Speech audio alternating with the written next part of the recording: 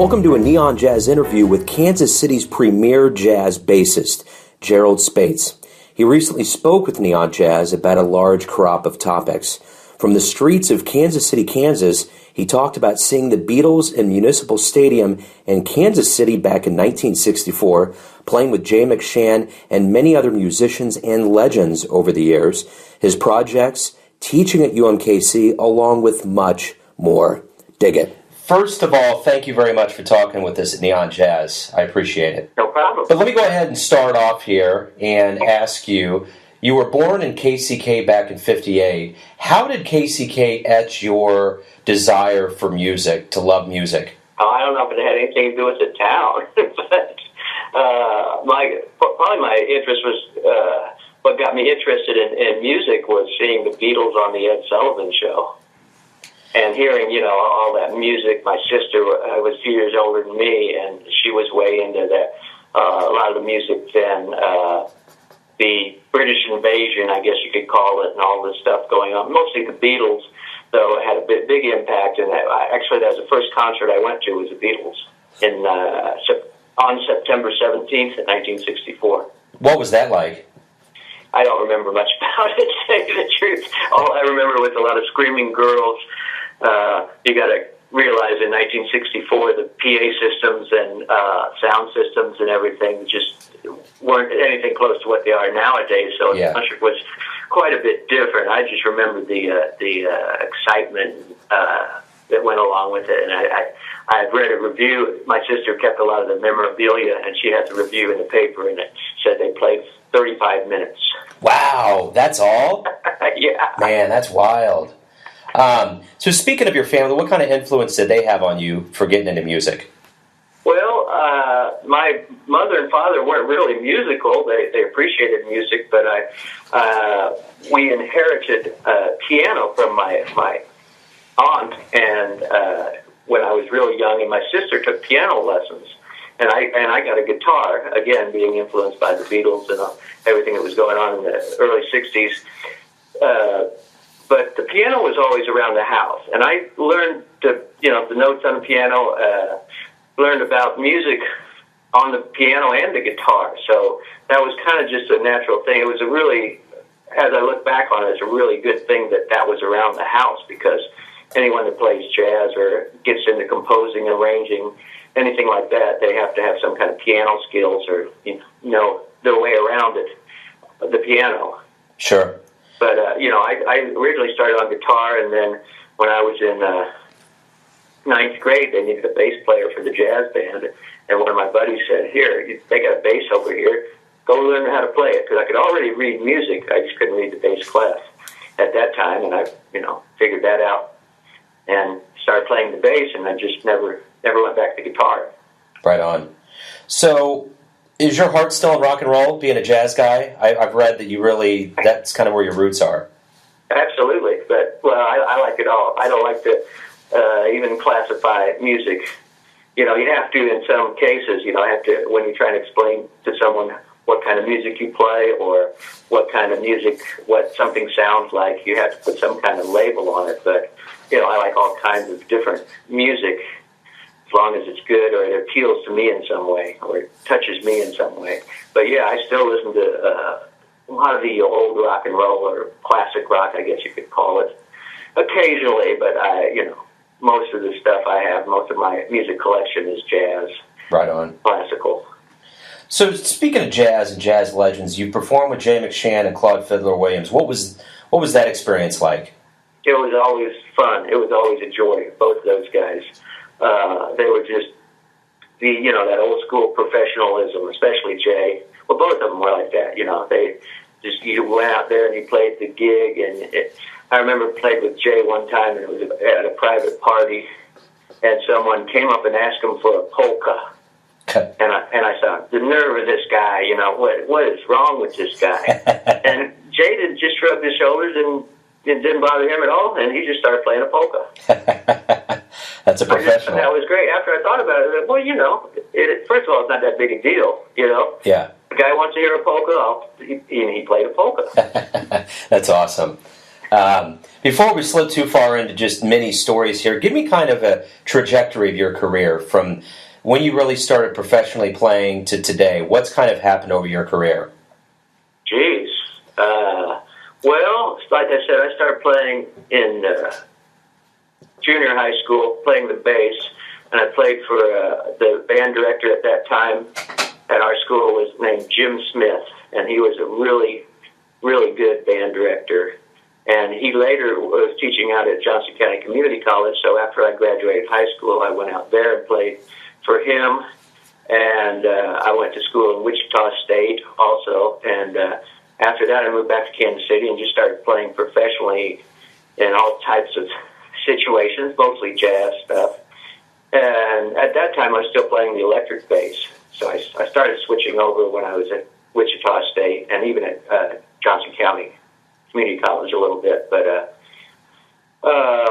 eventually switched over to just playing upright bass most of the time. I still have electric basses and play them occasionally. I like to play them, but I consider the string bass my main instrument. So I just started playing professionally, really, and I got a gig with, Stan Kessler and Steve Carden as a guitar player. We used to play together in a couple groups, and then I got a gig in about 82 or something like that with this great piano player, Kansas City jazz legend, Russ Long, which was a real treat to play with him. I played with him for many years until he passed away, off and on. And I really learned a lot from him. I also studied with this guy in town that recently passed away. His name is John Elliott, who a lot of the players in town, the real serious players, studied with John Elliott, from Danny Embry, Rod Fleeman, Pat Metheny, tons of people on whatever instrument you play. You had to play piano for him. You had to learn his piano or jazz theory method. But I would also bring in my electric bass. I remember we worked on bebop songs, Charlie Parker stuff. But he had a really great method that he had developed over the years for harmony, jazz harmony and theory that is as good as anything I've seen.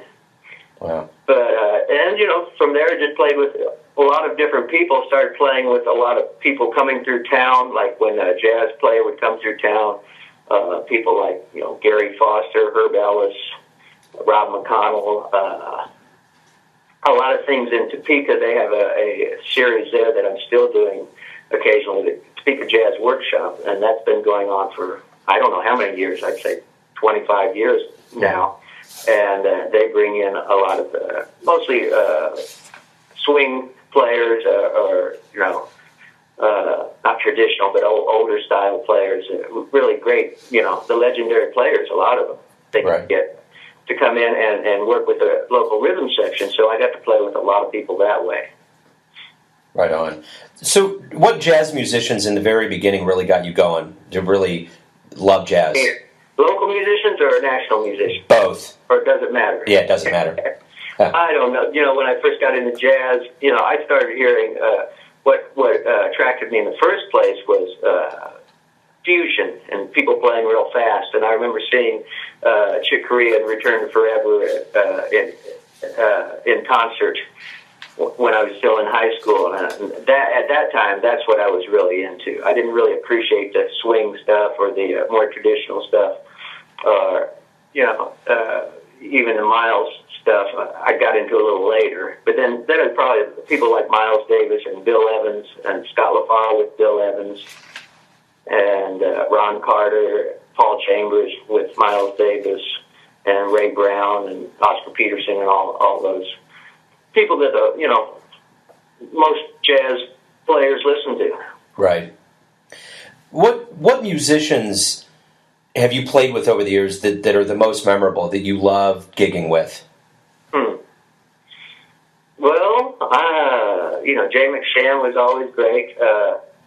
Russ Long. A lot of local guys like Gary Sibbles and Kim Park who was here for a long time. Always was an exciting player. Always fun to play with. Most everybody I play with, I enjoy playing with. There's maybe been a few people that were a drag, but not very many. Most of the really jazz players, once they know that you know what you're doing and you can play, they're just grateful they have somebody, a good rhythm section or a good bass player. Absolutely. But I can't remember any specific gig. Well, some of the gigs and stuff that I put together, like we had a band about 10, 15 years now called the Westport Art Ensemble with Todd Strait and Jake Blanton, who's now playing in a band called The Killers. It's a rock and roll thing. Yeah. Call it rock and roll, alternative rock, whatever. Yeah. Doc Scalar and Roger Wilder, who's still in town. And we just had a great time with that band. It was one of those, things where you get just the right combination of people and that play well together, and everybody, contributed something to the band, wrote songs, and we did a variety of stuff, some really, really cool stuff. So I'm really proud of that group, for instance. But there's a lot of other stuff I do also. Like I've also put together a band with 4 bass players. Me and Bob Bowman and James Albright, and originally Craig Aiken, and now Tim Brewer on bass.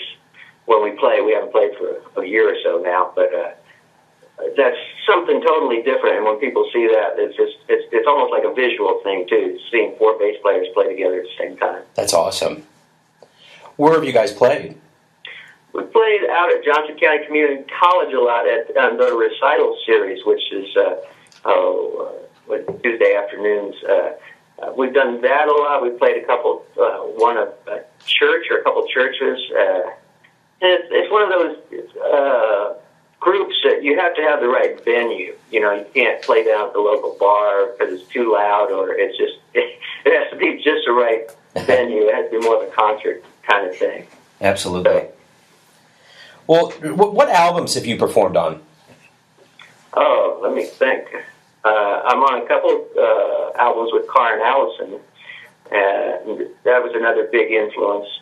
When she was in town, she lived in Kansas City for about 10 years, and really her career got started in Kansas City. And I was on a couple cuts on her first and third album, I think. Actually, she just put out a Christmas album that I'm on a couple tunes on. Oh, cool. Called I can't remember the name now. Yuletide something.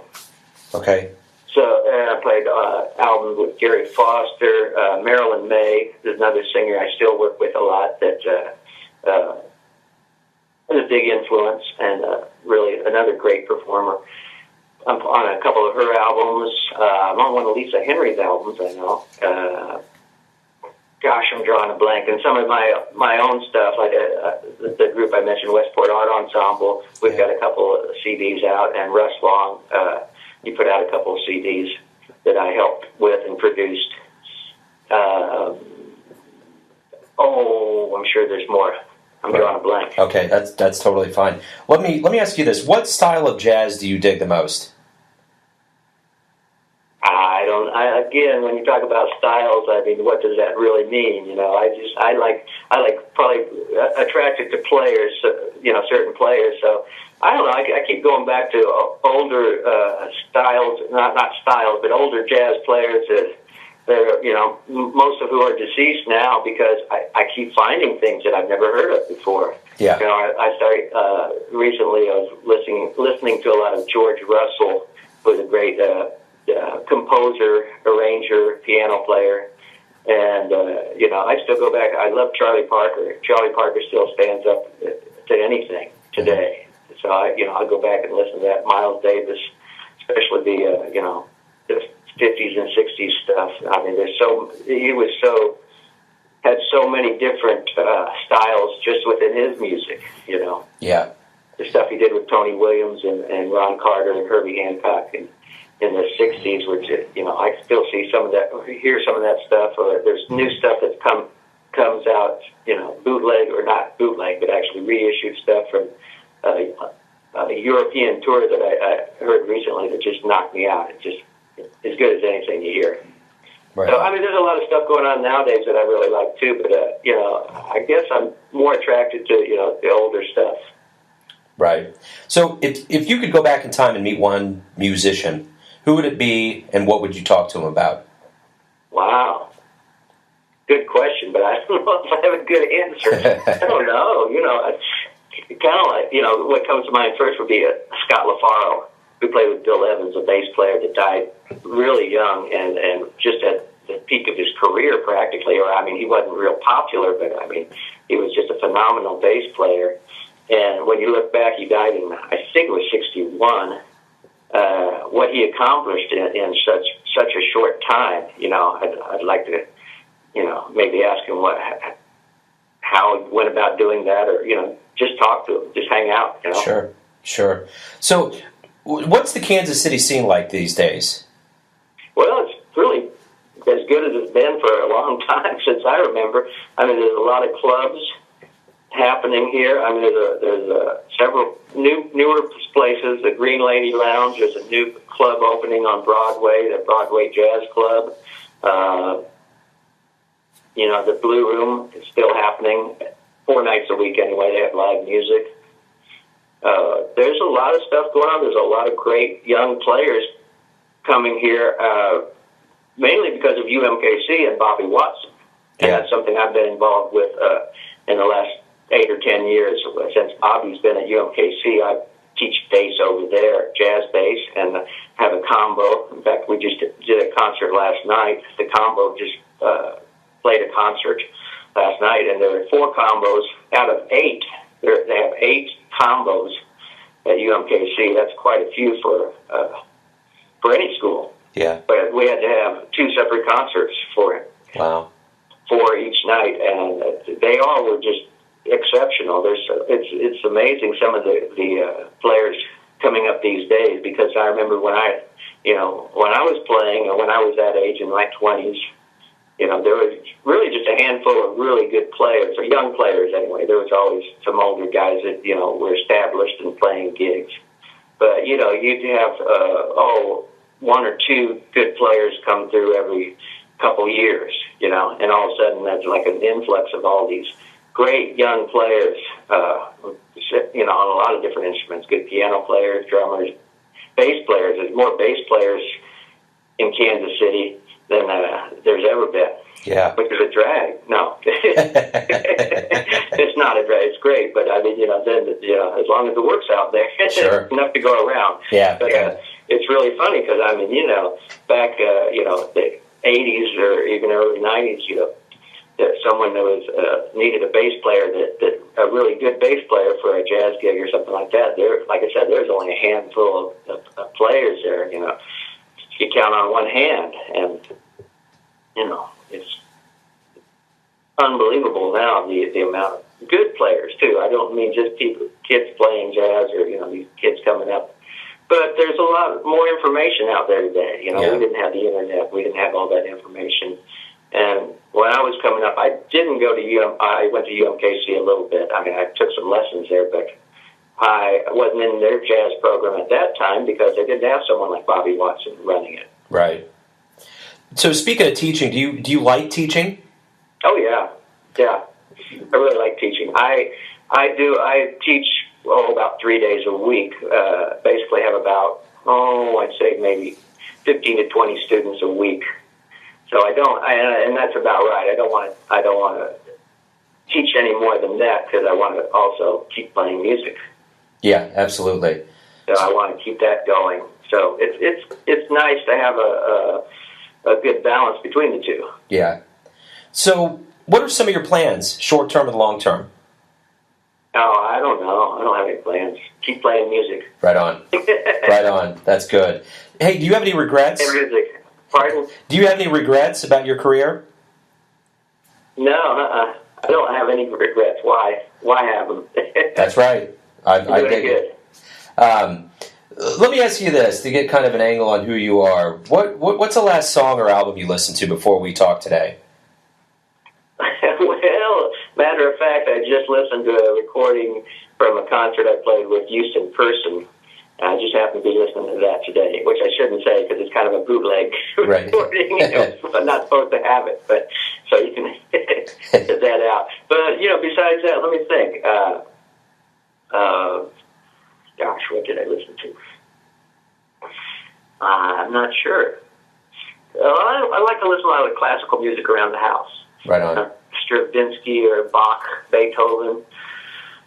Very cool. Some modern stuff, even like Bartok and stuff like that.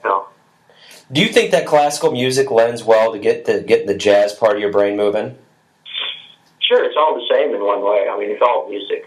Yeah. Yeah, there's. I was just talking to a cellist last night about jazz bass players, and he said, well, the good jazz bass players have taken classical lessons or know about classical music or have that training, which is true on most instruments.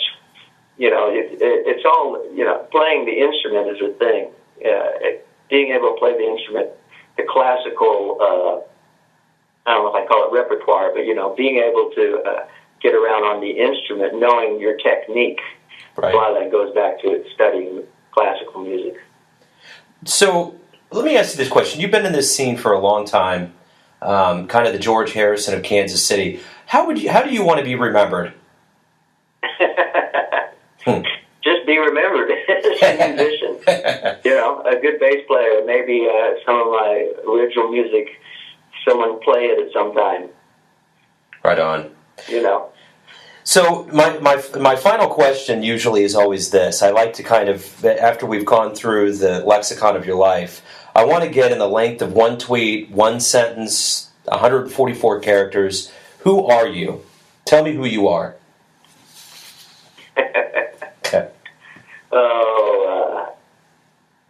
That's wide open, you could go a lot of ways with that. Right. I'm just a guy that likes to play music, enjoys what he does most all the time, and likes to have a good time. Great answer. Doing what I'm due.